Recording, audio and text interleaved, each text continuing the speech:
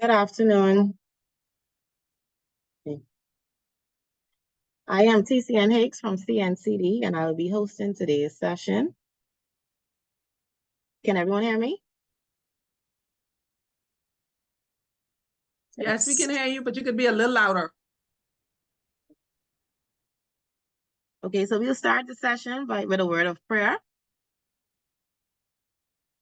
So, Heavenly Father, as we embark on this training session today, we ask that you guide us in our learning. May we gain the knowledge and skills necessary to perform our duties better. Bless our trainer and our trainees. In Jesus' name we pray. Amen. So I want to welcome everyone here today. Before we start, can we make sure everyone's mics are muted, please? So we'll start off with what is WHAM? The ABWM Foundation has named June as Wound Healing Awareness Month. The annual celebration was created to raise awareness for wound healing and recognize the challenges experienced by individuals whose lives are affected daily by chronic wounds. Throughout the month of June, the ABWM Foundation will bring awareness to the work of wound care specialists on wound healing and provide useful education resources. In addition to Wound Healing Awareness Month, the ABWM Foundation designated June 10 to June 14, 2004 as the Certified Wound Care Specialist Week.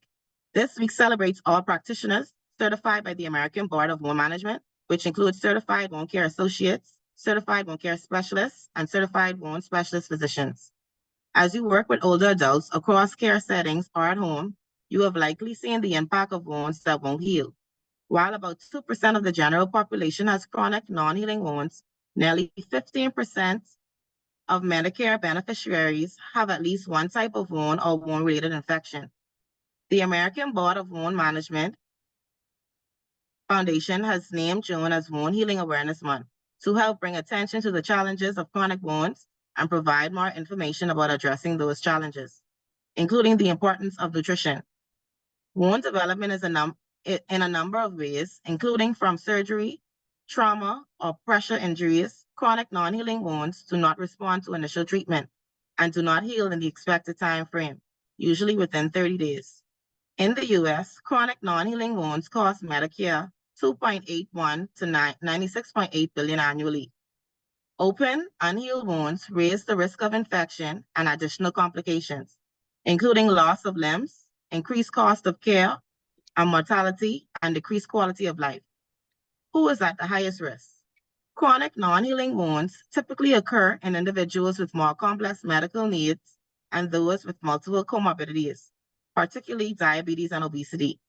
Older adults are also at increased risk. Among Medicare beneficiaries, the highest cost for chronic non-healing wounds are for those related to surgical wounds and diabetic foot ulcers.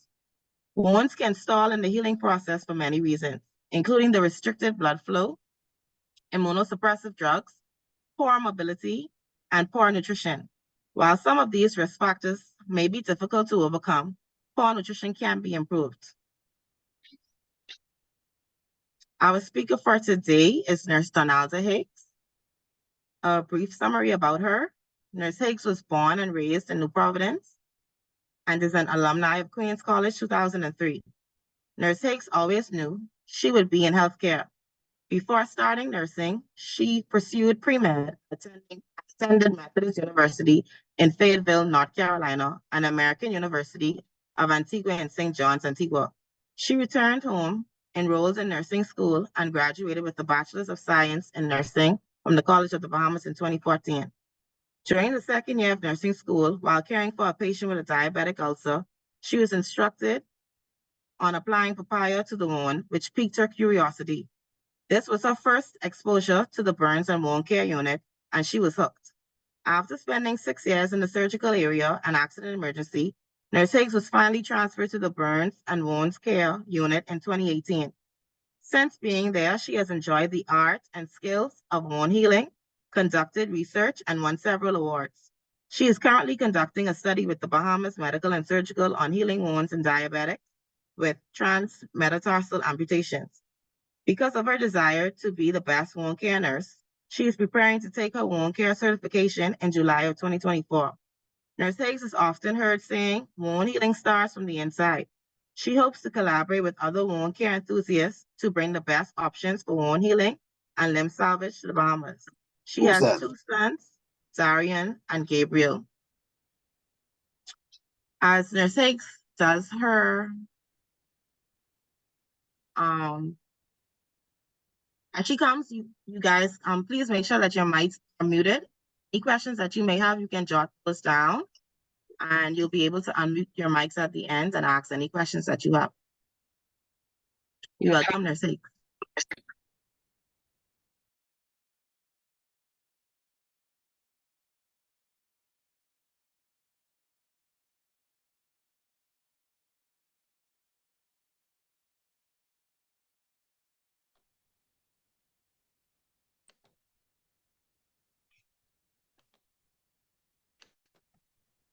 Good afternoon, everyone. And can you hear me first off?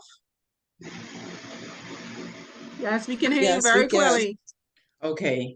Yes, I am happy to have been invited by Dr. Mitchell to present wound assessment during this time when we realized what it takes to heal or help granulate wounds in 2024.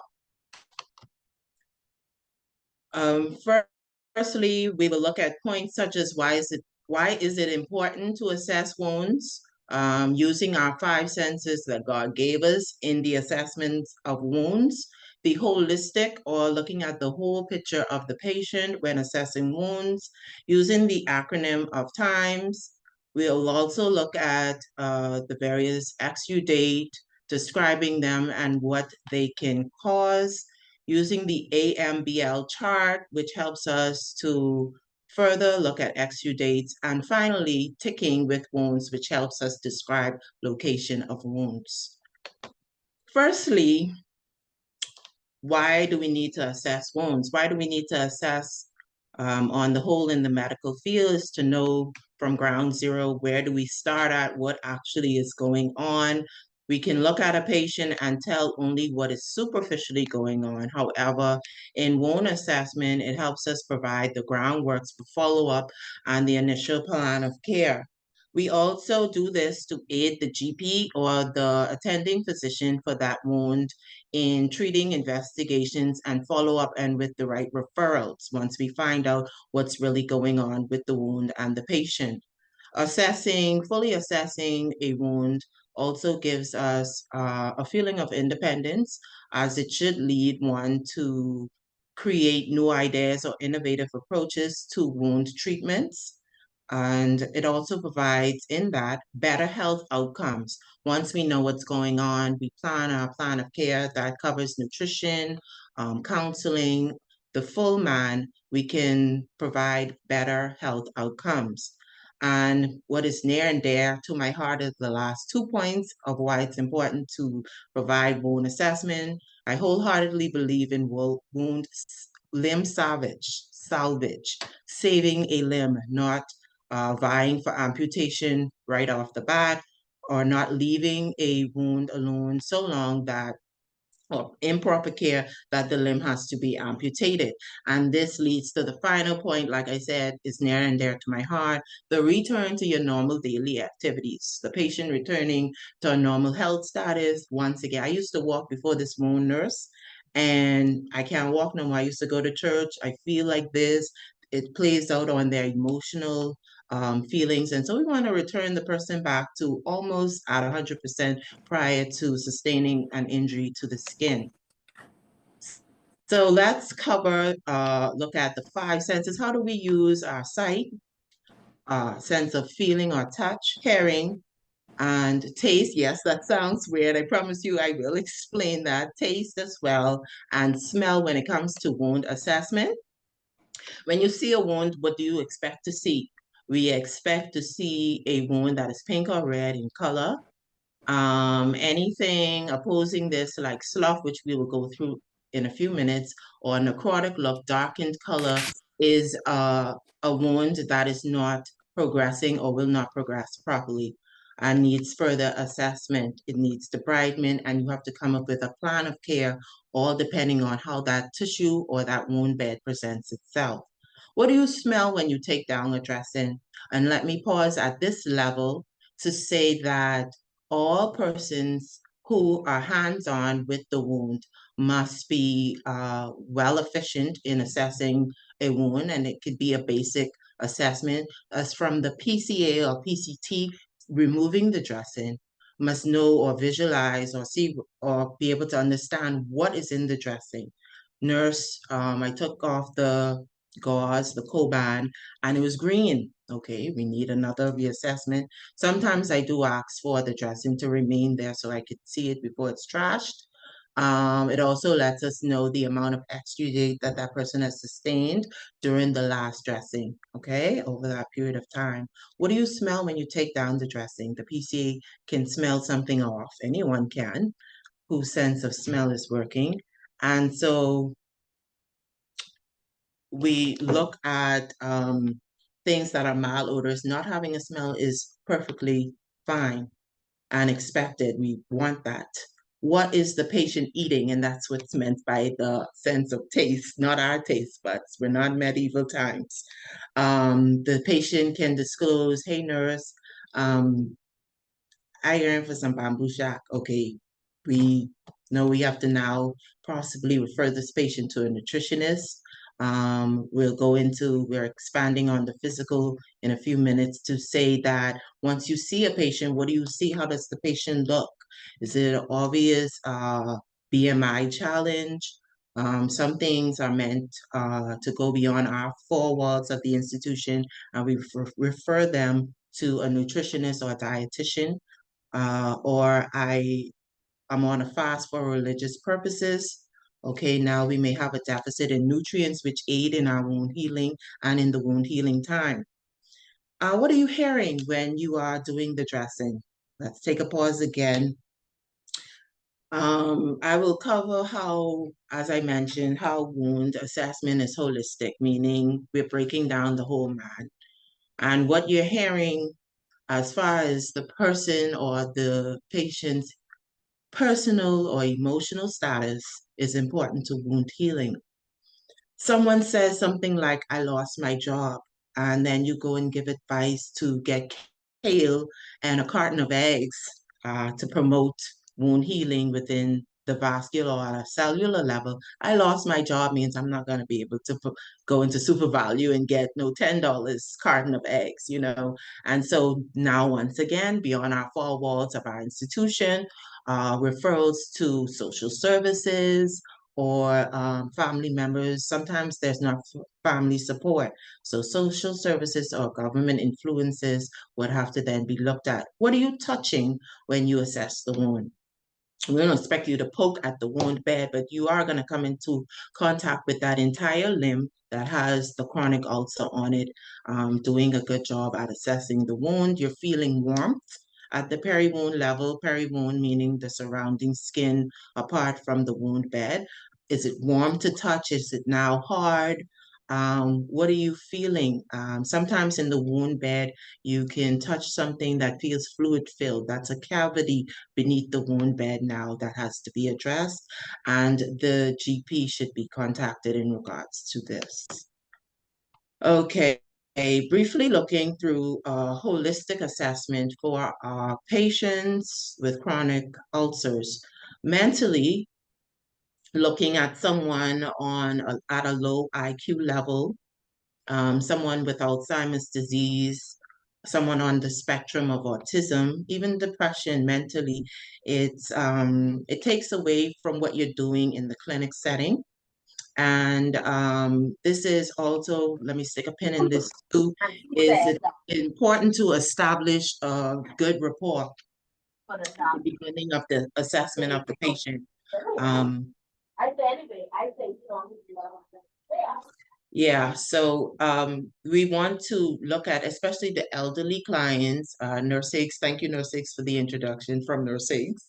As Nurse Higgs mentioned, the elderly in her introduction, the elderly and the young and the very old are at greatest risk for wounds healing to be compromised, right? And it's based on the fact that sometimes if you have Alzheimer's, how are you going to remember to eat? So now we have a compromised nutrition status. How are you remembering to do your dressing change? Who do you depend on for transportation? So the assessment of the patient support system comes into play after we establish a good rapport with them on assessment. Physically, like we said previously, you're looking at the patient walk into the office and the patient is of an obese weight or having a challenge even getting from the door to the clinical bed, shortness of breath, nurse, I just eat, or probably didn't even eat, just overweight, and it's hard to ambulate. You're going to have a challenge as at a cellular level, there might be more bad carbs than good carbs going into the patient's body. That prolongs wound healing time. An example can be seen with inflammation in wounds in obese patients. It's hard to also manage the amount of exudate, especially if you have an ulcer close by, maybe some fatty layers.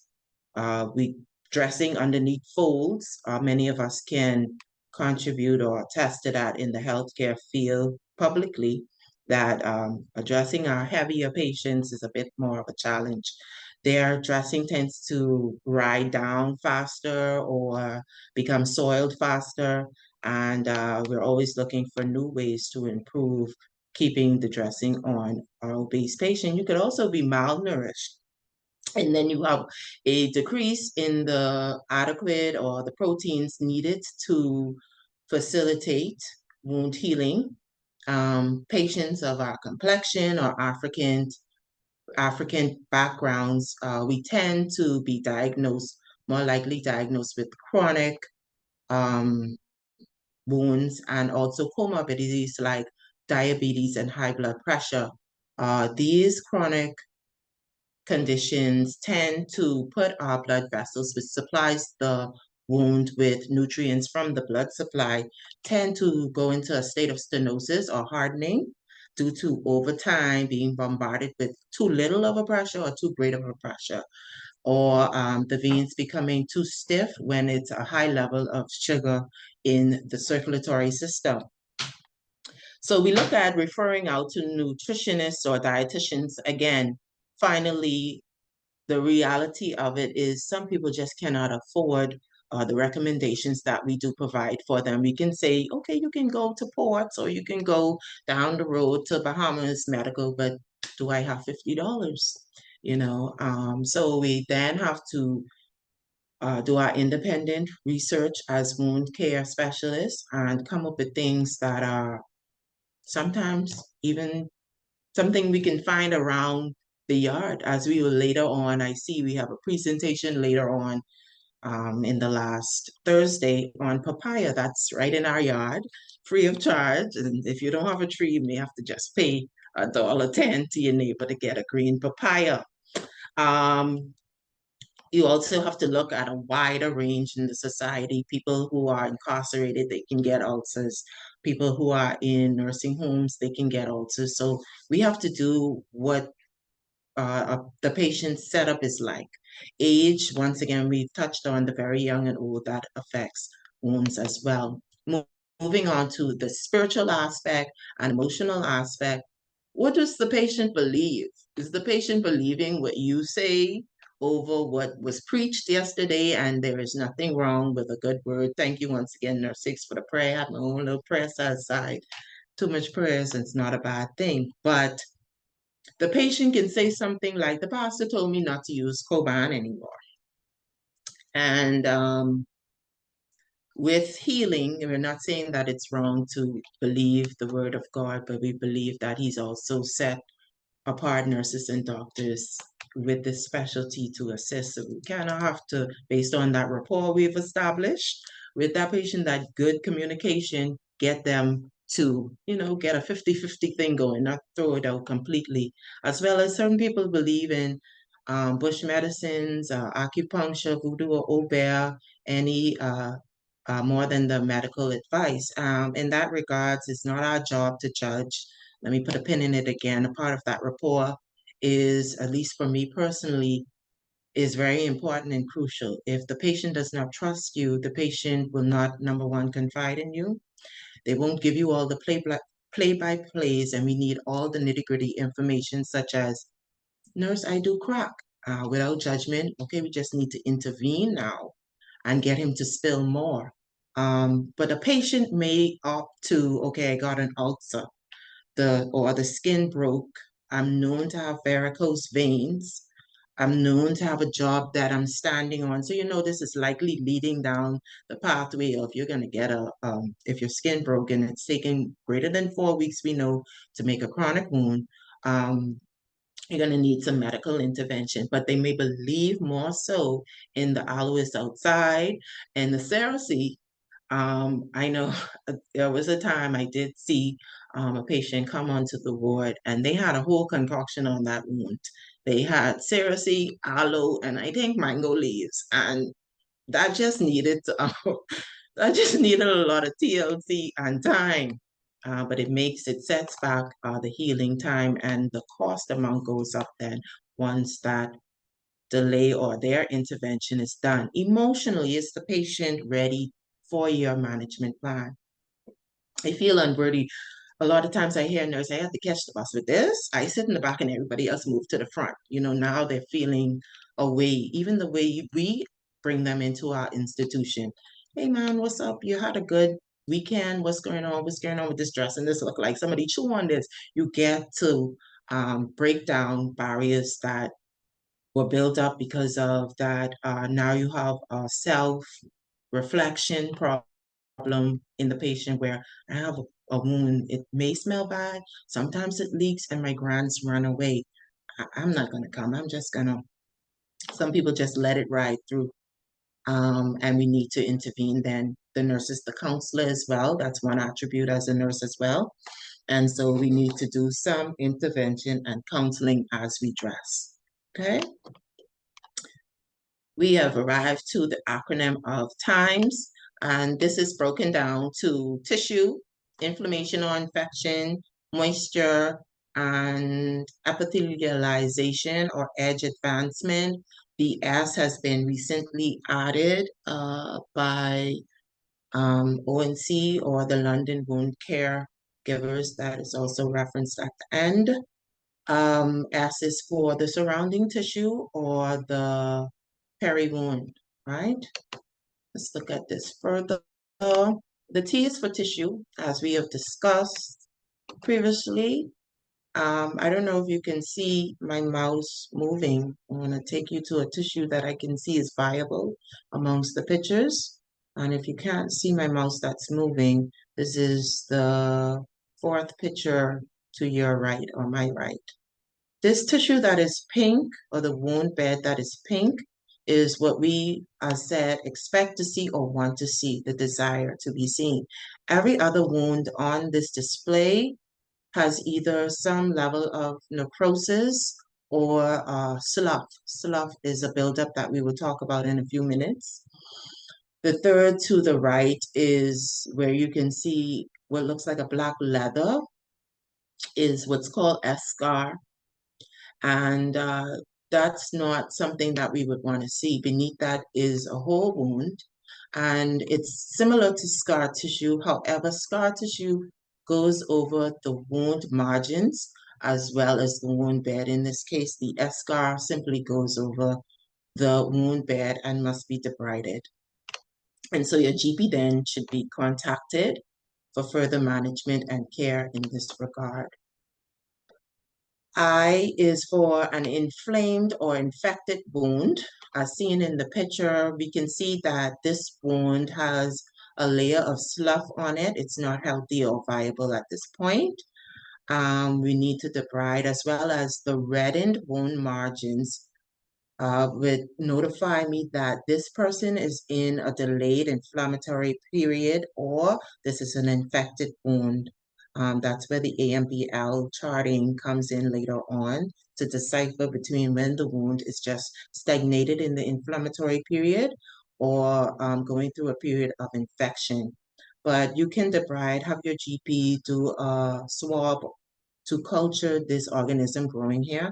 And we don't normally, at least I've seen normally that wounds aren't swabbed because we expect that there will be some amount of bacteria on the wound bed, and it's almost like a repetitious cycle of expectations. But in this case, you must refer to a GP after debriding so that they can do further investigations looking at lab values for WBC counts to see if there's a infection at a cellular level. Also, with an infected wound, not only will you see these things that alerts you that there's an infection going on, but you would probably be able to smell something that is malodorous or offensive. Also, you can expect to see green or yellow slough. It doesn't have to always look like this. Anything, like I said, other than a pink or red wound bed is not a good sign. Okay, we've reached the point of moisture. Moisture, in regards to moisture, a wound should be moist. Moisture creates that environment for cells, new cells, or when it's granulating to travel or move across the wound bed. So when a wound is dry or looks dehydrated, then we can assess this by looking at skin turgor in the peri-wound or the surrounding skin. It'll also be crusting at the same time. If you really have a hunch that this patient is dehydrated at a cellular level, it would be good to suggest looking at labs, right? As well as the urine output and a urinalysis result. Will let us know to then change our course of treatment, probably use something like Curad or wet to dry dressing. Okay, as well as a wound can be overly moist or too much exudate, and that's not good as well. To the wound that has a lot of exudate resting on it, it heats up or creates an environment that does not facilitate wound growth or wound healing. Too much exudate symbolizes to us that now a little bit of exudate we expect, because what's happening when wound is healing is that the body then we have permeability at a cellular level. Permeability meaning vessels, blood vessels have become permeable or like a sieve to allow maximum amounts of WBCs or white blood cells to reach the area of injury.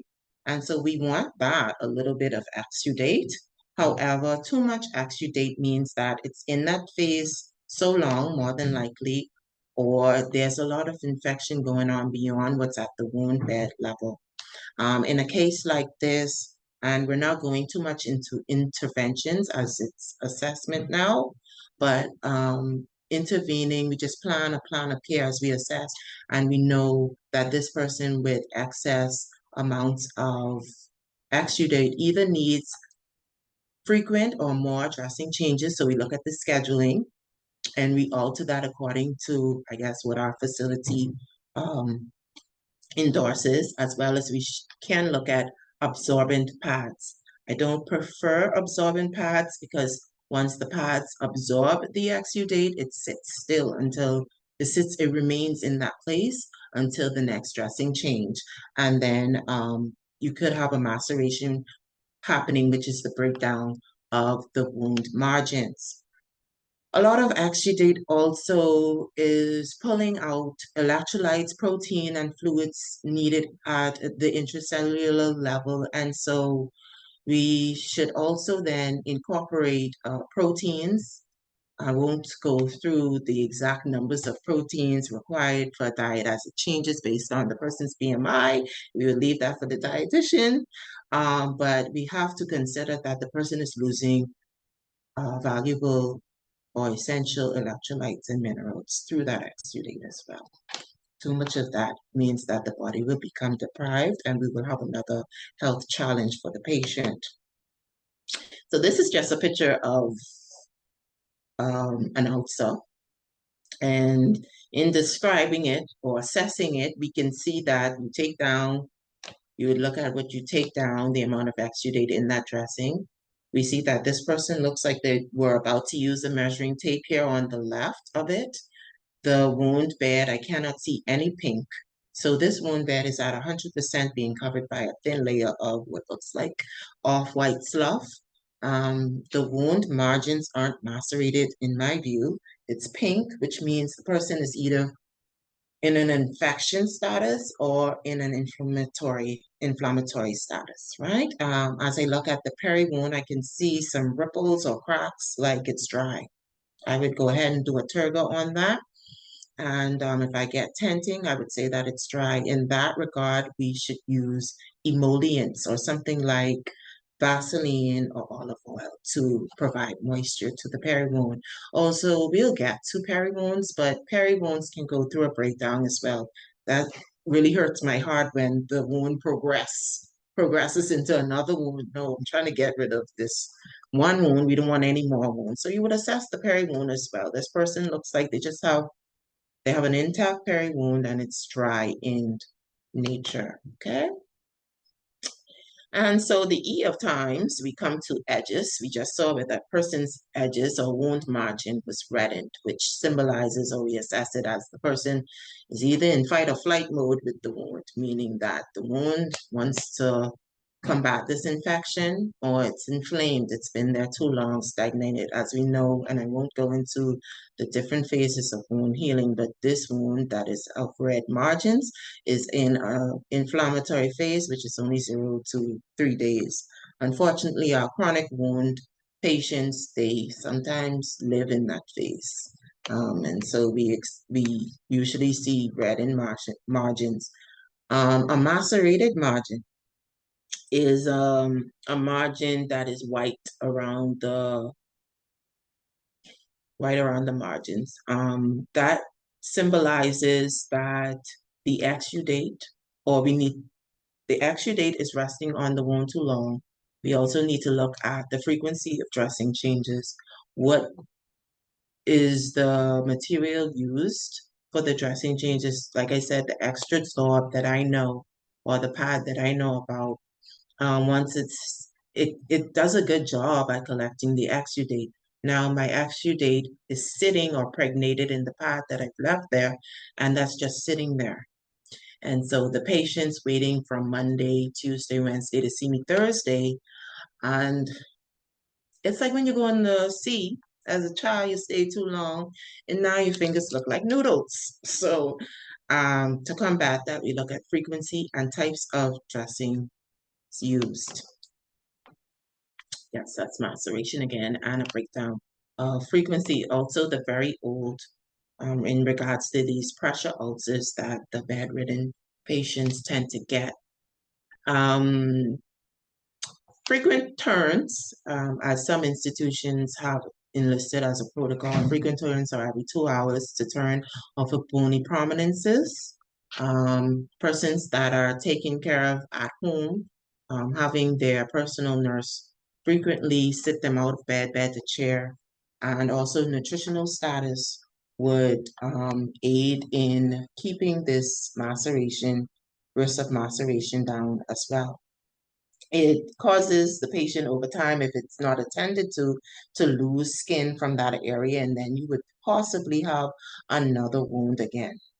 This is a very macerated wound margin. You can see here where the wound margins are white.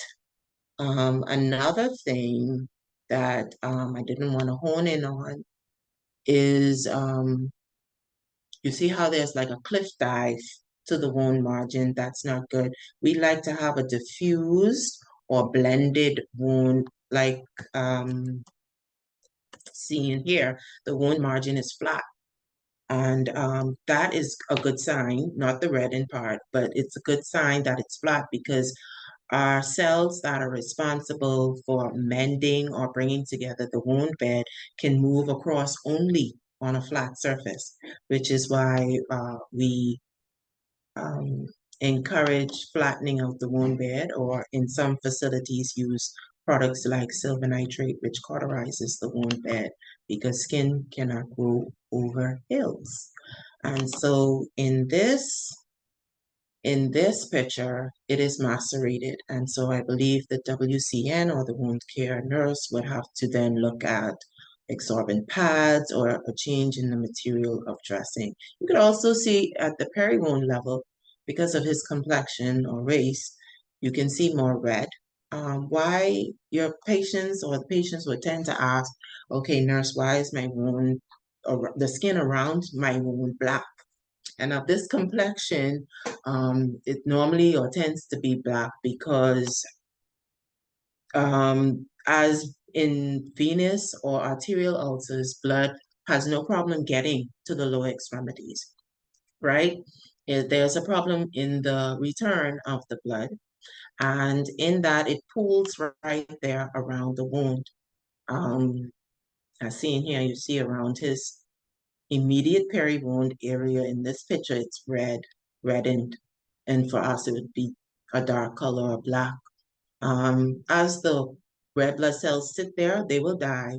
Once they die, they will splice or break apart and release hemoglobin. Old hemoglobin turns dark or turns this area around the wound black, and that is called Eurasian staining. We're not going there today. We're just going to assess that this wound, peri-wound, it appears this one is macerated at 6 o'clock, and we will get into the clock part of it, but it gives me a clear clinical picture, especially if we're discussing something over the phone or on WhatsApp.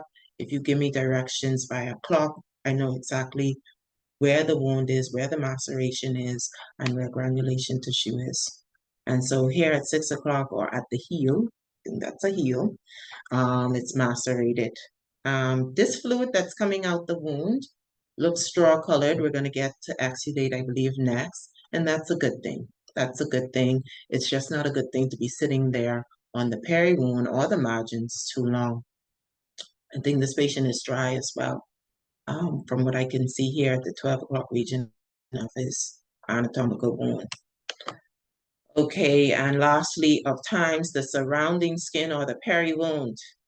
Like I said, I really get disheartened when I see a break in skin beyond the wound.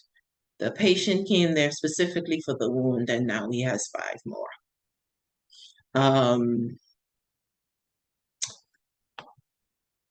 Patients at risk for breakdown, usually the very old or the very young, persons with immunocompromised disorders as well, and persons with probably already a few amputations or dilapidated, or chronic illnesses poorly managed. I won't want to say that it's a facility problem, but yeah, us turning and looking and assessing would help to lower the chances that the patient's peri-wound also becomes another as well to be treated. And this just further explains assessing the peri-wound or the surrounding skin. And like I said prior, the use of emollients like Vaseline or olive oil are good moisturizers for this surrounding skin. Also in the surrounding skin or the peri-wound, we can get an indication of erythema or swelling and redness, edema, swelling, erythema, redness to the patient's limb. That also gives us an indication that, hey, we need the GP to possibly work some labs up again. Fungus can be seen sometimes growing on that peri-wound or dermatitis, and then reevaluation of the type of treatment used on the wound and the frequency must be looked at again. Also, let me make mention to some time ago, I had a discussion with someone that they only washed the wound bed. So no. In regards to ulcer patients, that's of the lower limb, the entire lower limb should be washed. That includes the peri-wound. So I'm wrapping all the way up to the knee from the beneath the toes with a Coban. We're at that midsection of the leg. Let's wash the entire leg from the kneecap to the toes, in between the toes even. Some of them even may ask you for a pedicure. That's likely, hey, part of the rapport, we go ahead and clip them toenails and give them a little pedicure, a little massage. Okay, exudate. The top exudate is what's referred to as serous exudate. It's clear or straw-like in color. This is a normal part. I'll get into going through each of these exudates in a minute. It's a normal part of wound healing. And serosanguinous and purulent drainage. Serosanguinous is a mixture of a little bit of blood and the normal serous exudate, as well as purulent is a sign, could be a sign of infection. Okay, I'm noticing the time finally. Okay, serous, like I said, is normal. We expect to see this on our dressings that we take down, and I welcome serous exudate. It keeps your wound bed moist as well. Serous exudate is not serous, so it's okay when we see that, and it just lets us know that the wound is doing its thing. I'm just using the solution. No, we do not use this apparatus on wounds. But this is an example of serosanguinous. It's a little bit of blood and a lot of serous fluid. And sometimes that's due to the way we change our dressings or just a normal part of the healing process. Moderate or scanty amounts of this is fine. And it can be a part of a normal wound healing process. Purulent drainage is not. If you could see to the top of this gauze, looks like straw colored. That's almost like serous. That's it. The difference between serous and purulent you see here, where it's in this middle section or over the blue dye of the gauze. That's purulent. Almost looks like you can pick it off like cottage cheese, and it's a sign that the patient is going through an infection or bacterial overload. Because, like I said earlier, we expect some bacteria to be seen on our patient's wound beds, right? Pseudomonas. Me and Pseudomonas have a love-hate relationship. I don't like seeing it. Who does? It's green in color. It can be very offensive, but it's mean because it puts up this, if you can see the picture to the bottom, that is shiny, right, on the wound bed, and that is a slime or biofilm that the Pseudomonas or the bacteria aeruginosa puts up. It puts up a good fight. No treatment you put on this wound can breach that slimy barrier or biofilm. And so that film must be debrided or taken care of chemically, debridement or mechanical, in order for our interventions to penetrate to the wound bed.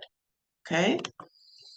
And just in case you like Starbucks, this is just just a little humor in our wound care to do. This is a tape measure. Tape measure. We use this in measuring. I prefer to use centimeters, which is at the bottom, in measuring at onset or receiving that patient, looking at it for the first time, get to know it, become buddies, become friends. You need to know the height of that. Okay, not height, length, the width, and the depth. Okay, so we use this for length and width. For depth, we're going to use cotton tip applicators. Okay, so this is a sterile cotton tip applicator once you get it out of the package. As you can see, there's a ruler or measuring means to measure on the side of it. That's unsterile on the outside. But hey, once you get into that wound depth and you hold it where you have it at or where it ends, and you can bring it alongside this, or you can use a sterile tape measure, but just know that cotton tip applicator isn't going back in the wound anyway, so I think it's permitted to use this measuring tape as well. This goes through the infection period extensively, of which I don't have time to break down, but at your leisure, you can read through. I also think it's on the medical side of managing wounds, but a basic summation of it is that after a point of exudate levels, and mind you, I'm getting this source from, as I delved into the research of where I got this from, which is in London, I have it cited on the reference slide, is that they weigh their exudate. We don't do that. I think that's very extensive. It's good, but they weigh their exudate. Should the exudate go over a period of time and be increasing in amount, you know then now to change course of treatments, dressings, and frequency. Then a course of IV antibiotics then is looked at with symptomatic symptomatic characteristics or complaints by the patient of an infection. So like I said, it's more of the medical management more than anything. And lastly, ticking with wounds. I just use this to communicate with colleagues or other wound care professionals. We say, where's the granulation tissue? Where's the sloughing? Sometimes you have a huge wound bed that you need to tell a story about, and you just use this clock, the hands of the clock, 12, 3, 6, and 9, to give a summation or a general idea. You can say there's granulation tissue at 12 o'clock, I have tunneling at 3 o'clock, and between 9 and 12, there's, I don't know, pseudomonas. And so you hear the vocabulary, you spit out everything, and the person can visualize exactly how that wound looks and wish to get to that level in our assessment. Okay, so this is my reference page. I'm grateful to Dr. Mitchell for the invitation. Also grateful to those persons that have held my hand over the past, I think, 6 years in wound care. I love it. I adore it. I think about it day and night. It's kind of sad. But I thank you guys. And now I welcome any questions or comments.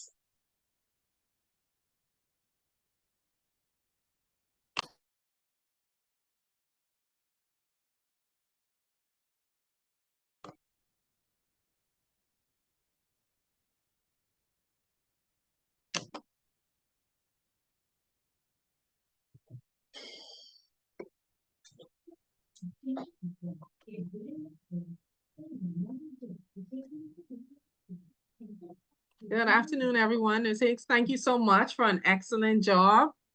We're very thankful, grateful for you for doing that presentation for us. You covered a lot, so we're looking forward to the slides, and we could send it out to person so that they can have an opportunity to review as well. I have a question. I don't know, most persons, I guess they're putting their thoughts together. Just want to encourage them to put their name and their email in the chat for us as they're waiting. And we want to encourage persons if they have any questions. I don't see any in the chat so far, but oh yeah, we have one just came in. So one question is, well, my first question is there a simple tool, like, you know, I know most persons here, we are still using paper and pencil really to do a lot of wound assessments. And I know most persons have electronic means of, you know, an app or something like that persons can use to monitor their wounds. So my question is there a simple kind of comprehensive paper tool that nurses or persons can use to assess their wounds that you would recommend? And then also an electronic one. What do you know of any apps or anything like that that persons can probably maybe download and that can assist with that? And what would you recommend? Okay, yes. Okay, so the first question in regards to a simpler way, I think you were asking, or a more unified way to assess the wounds beyond paper and pencil. That I feel like, as I had started to jog in my mind about a year ago, can we all get on one system where we all use the same tool to assess wounds? I can't say that I can give you some pointers in that we can all build a tool for wound assessment, but it's generally just our biographicals to start, the type of wound, the location, and in my research to putting together this presentation too, I realized that normally most wound care facilities use the triangle. Beyond getting name, age, and everything else, biographics, we can use wound tissue. Okay, pink. So we just have the little baby steps: pink, green, sloughy, and then the triangle goes to wound margins: rolled, flat, or diffused, or indifferent. And then lastly, you have the peri wound, intact, warm. So the basic triangle comprises everything that I've mentioned in this PowerPoint, but a more simpler version would have to be, I think, up to the Institute. As far as an app goes, I would have to Google that app or to see if there's an app to help us.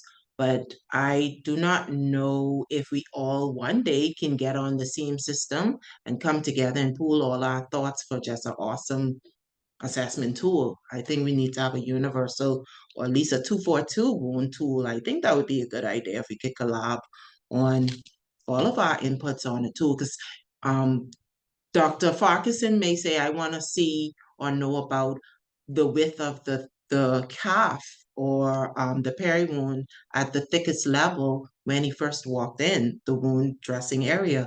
And then Dr. Mitchell may say, can I get pictures? I've even been in on conferences online where people are now including pictures in their assessment. I think that's a great idea, but now what does your institution protocol say about assessment with pictures? That's so personal.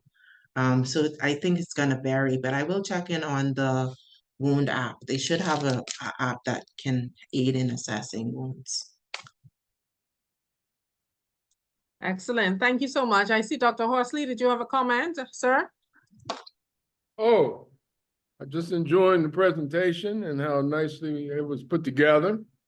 And hopefully they will get that app.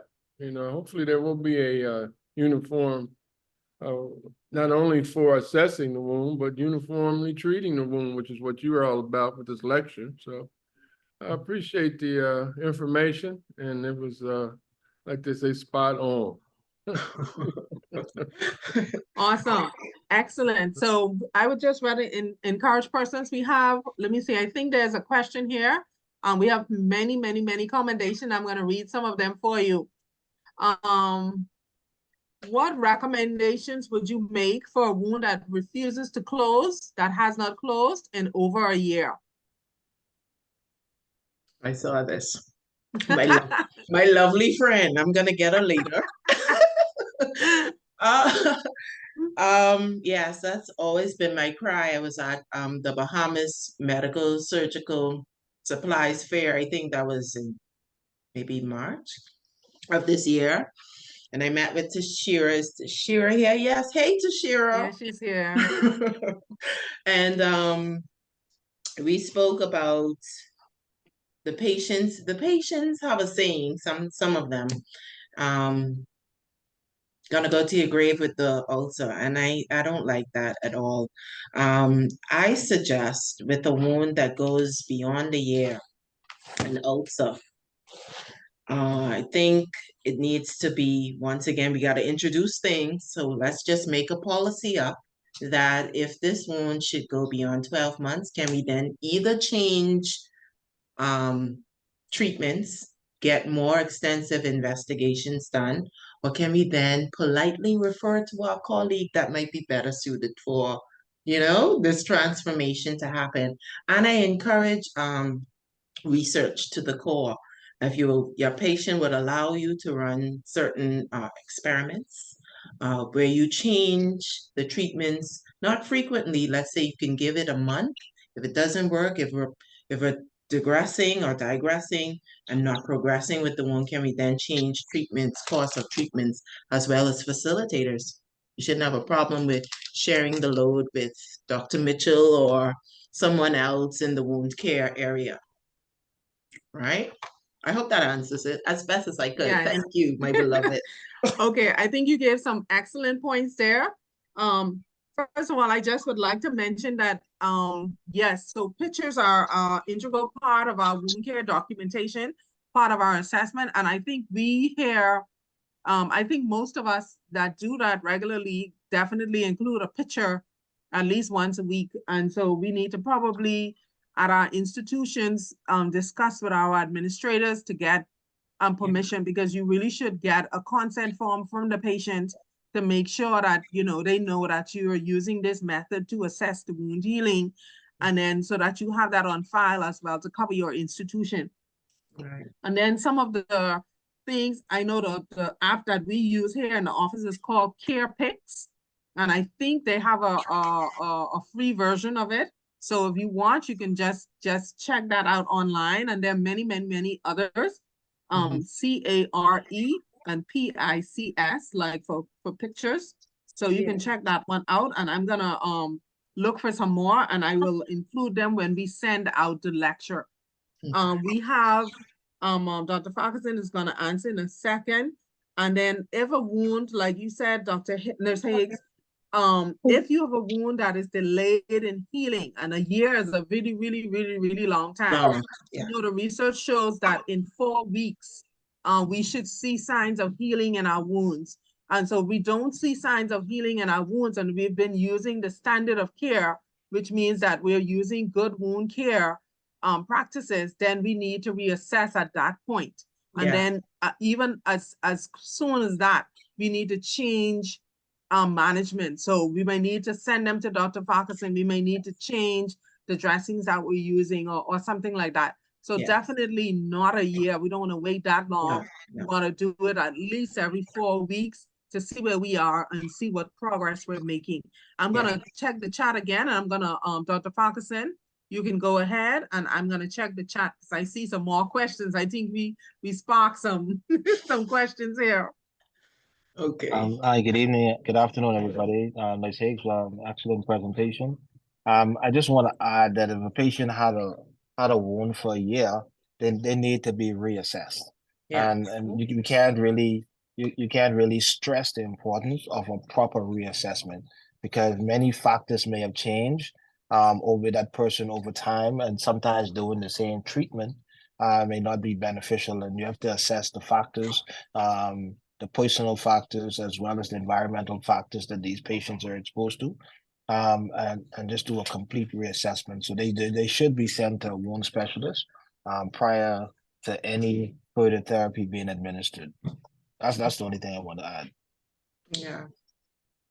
I see someone, sorry, We have Dr. another Mitchell. answer in the chat. Dr. Bell has also answered. He said, wounds not healing for a year can have a range of reasons for remaining stalled, but biopsy of the wound should be part of the protocol to ensure malignancy is not present. Wounds can convert to malignancies over time as well. So biopsy is an important factor and very easy to perform. So definitely both Dr. Farquharson and Dr. Bell, you know, reassessment is important for those wounds that are stalled. And our setting, I'm sad to say that we have a lot of wounds that have been a long time. So we have another question. It says, are you using the wound vac? Yes. Yes, we're using the wound vacs. After proper assessments, we are using the wound vac. Some persons don't qualify for the vac use, and of course it's at an acute level, not for chronic persons. We're not gonna keep pulling your electrolytes and fluids out, but for an acute wound, yes. After it's been cleaned up or slough free, then we can use the negative pressure to help granulate it, as well as these machines can also be programmed to give a quick wash. And so the takedown or the removal of a dressing that causes some epithelialization to be halted would be at a minimal, okay? Because we're not taking it down. After 7 days, the foam can be removed and a new foam and a wash provided at that same time. And then again, with the same settings, should the GP permit for, say, you can have a saline or acetic wash programmed into the vac machine. So we are using the vacs. Okay, excellent. Okay, we want to give persons on the chat opportunity. If you want to unmute and ask a question, you can go ahead and do that.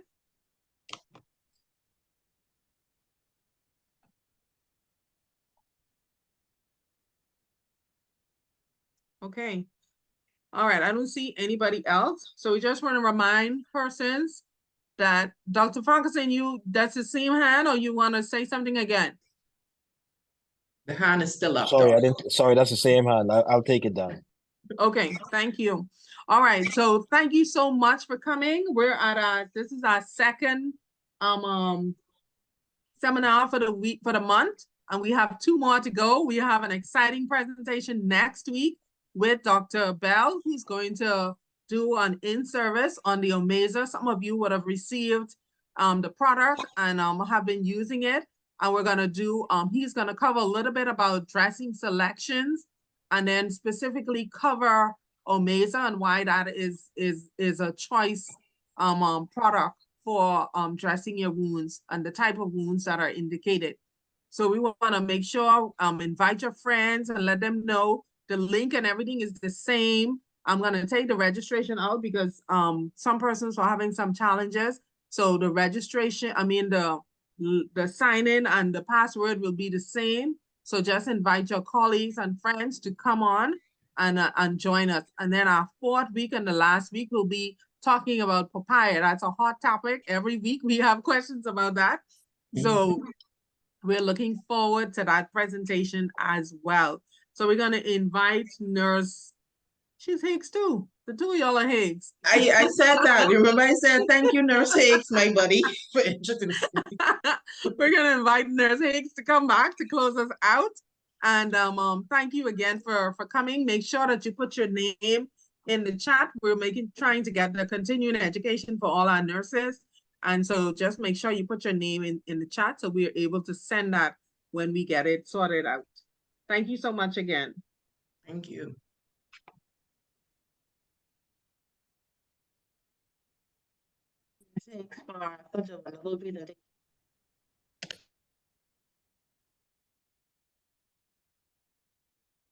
We didn't hear you, Nurse Higgs, our host. Oh, Lord. Can you hear me now? Yes, we can hear you now.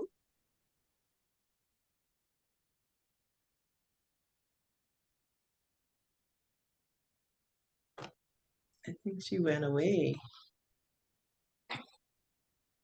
It looked like she got off. Okay, well, let's just thank everybody for coming. Nurse Higgs, Donalda, we just want to say thank you. I mean, she was awesome and she was very gracious and eager to present and assist us. And I'm very glad for that. I love to see the excitement in the young people, especially around something like wound care. And we neglected to say that she's currently employed at the ministry, Princess Margaret Hospital and in the wound care department where she's very happy to be and doing an excellent job there. And she's a bright light for many of us and for many persons working in that area. So thank you very, very much, Nurse Higgs. And I definitely, if you need any assistance with your wound care exam, let me know. I'm actually recertifying next year, so we may be studying together. I also wanted to mention that persons can become certified in wound care, and I didn't think the other Nurse Higgs mentioned in the beginning, there are 3 levels of certification, which is a nurse, a CWA, which you don't have to be a registered nurse, or if you have an associate degree, you can do that. You can do a CWS, and that's a bachelor's or a RN, and then a CWSP, which is a physician. So if you're interested in any of them or doing your certification, studying for your certification, let us know and we will be able to assist and want to encourage persons who want to do that to go ahead and do it. We will provide whatever support that we can do. You can also ask your institutions for an in-service or something like that. But if you're interested in that, just let us know and we'll be happy to assist in any way that we can. Thank you so much again. We're going to just have a word of prayer and then we're going to end. Thank you, Father, for helping us to have such a beautiful session today. We ask that you continue to be with us. Give us, oh Lord, the passion to help others, especially those with wounds, and that we would have a heart of compassion and for them, because we know it's a lot to deal with, a chronic wound. We ask that you would bless us, guide us, and keep us. In your holy name, I pray. Amen. Amen. Thank you so much, everyone. Dr. Bell says also check the ABWM Foundation, as they have excellent resources like study guides as well and flashcards. So definitely let's do that. Okay. So we want to get some more nurses and physicians certified in wound care, and that's going to definitely help us as we care for our patients. Thank you so much and good afternoon. Good afternoon. Thank you.